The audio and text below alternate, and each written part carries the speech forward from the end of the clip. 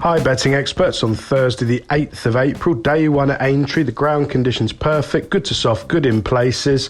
They have been watering to maintain. It's a really cracking and high class card. 7 races, all of interest. We don't have the strong Irish challenge that dominated Cheltenham, but it's still top class racing. Let's spin through the races. The 145, the Manifesto Novice Chase, 2 mile, 3 furlong, 200 yards, grade 1 for 5-year-olds and upwards. I've been waiting for Hitman at this level. I think he's a really exciting horse. He's one of the best jumpers I've seen this season, despite the fact he fell at Sandown in the Scilly Isles. He was moving up from a poor position there behind Sporting John at the time. He landed long odds on back at Newbury, just proving his well-being. He glided round on good ground there. I think good ground with a little bit of cutting it'll be ideal. He's only had 4 runs for Paul Nicholls since arriving from Macaire. I think he'll handle this jump up in class in his stride. He's a smooth travelling sound jumper. Aintree's absolutely made for him, and he's our betting expert nap on the day. The 220, the Doombar Anniversary 4-year-old juvenile hurdle, 2 miles, 209 yards, grade 1. 4-year-olds only, just over 42 grand on offer to the winner. Montmiral has avoided Cheltenham to come to Aintree fresh, and I think Paul Nicholls will be devastated if he's beaten. He's won 3 times so far since arriving from France.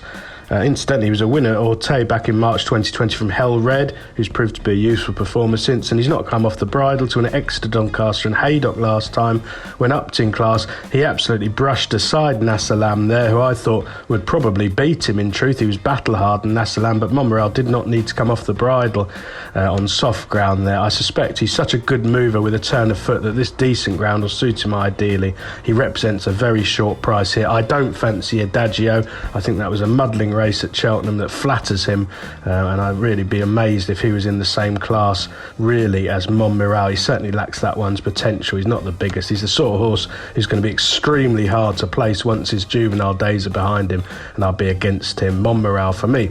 The 250, this is our betting expert value angle selection on the day. The Betway Bowl Chase, 3 miles, 210 yards, grade 1, class 1, 5-year-olds and upwards. 13 runners chasing just over 84 grand. I think there's holes in the front of the market. I think Waiting Patiently holds outstanding form claims. He's been kept fresh for this. 2 mile was too sharp for him at Ascot last time. He ran really well. He'll love this decent ground. Brian Hughes is booked. I think there's holes. I don't think Native River will be quick enough on decent ground personally. He was very laboured in the Gold Cup, kept responding, but I think they'll be cruising all over him, these gliders. Clan des Obeaux, well, his attitude's definitely under suspicion now. I don't think he's gone on this season at all. I was very disappointed he couldn't win last time. Tiger Roll could be the fly in the ointment. He's very hard to assess. He won that cross-country, had the race won up halfway there, right back to his best it looked, but previously he looked a gone horse. He is now 11. This is a totally different test. Waiting Patiently for me, confident recommendation. I think 4-1, 7-2 is an extremely fair price. The 325, the Betway Aintree Hurdle, 2 mile 4, grade 1, class 1, 4-year-olds and up, was over 104 grand to the winner here. I'm going to take a chance on Abracadabras, who I thought would run really well in the Champion Hurdle, but was an early faller. His previous form behind Honeysuckle and Leopardstown, albeit beaten 10 lengths, well, I don't think he was ridden to best effect that day at all. The step up to 4 furlongs in trip is an unknown, but I would imagine he's going to be cruising all over these and produced late. I'm hopeful he'll stay at the prices. I think you've got a chance him. The 405, the Foxhunters, 2 mile 5, not a betting race for me. This, I like Cat Tiger, really impressed with him the other day. He's got David Maxwell taking over in the saddle, which might not be a plus, but he does own the horse. He'll probably get a positive front running ride.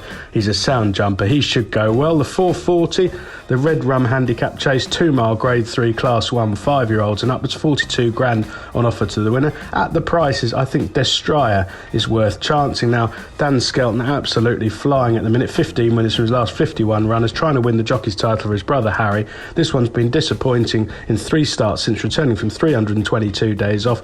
Beaten 24 lengths by Sky Pirate. That doesn't read too badly now. Beaten 16.5 lengths by Moonlighter. The same comments apply. And last time at Chepstow, well beaten. He's been big prices all runs on testing ground. I think you'll see him in a different light on this better surface from a reduced mark, with Harry Skelton taking over in the saddle. And the bumper to finish off the day, the grade 1, 2 miles here. I think Eileen Dover has been the most impressive bumper winner we've seen in the UK this season for Pam Sly. Got a devastating turn of foot, not been off the bridle yet in 3 wins so far at Huntingdon, Wetherby, Market Rasen. Flat track on decent ground. I think she'll absolutely relish those conditions, and I think she can carry on her unbeaten run. Best of luck on day 1 at Aintree, betting experts.